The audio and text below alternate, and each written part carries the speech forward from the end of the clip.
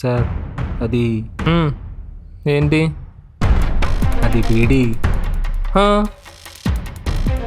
టీచరే తప్పు చేస్తే స్టూడెంట్స్ని ఎలా సార్ ఆపేది?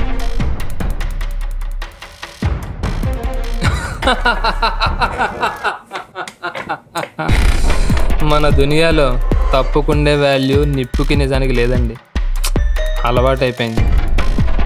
అంటే సార్ రాఘవయ్య గారికి 4 బ్యాగులు రెడీ చేయండి. అంటే ఎలక్షన్స్ ఇంకా 3 నెలలు టైం ఉంది కదా సార్, ఇప్పుడే ఫండ్ పంచాలా?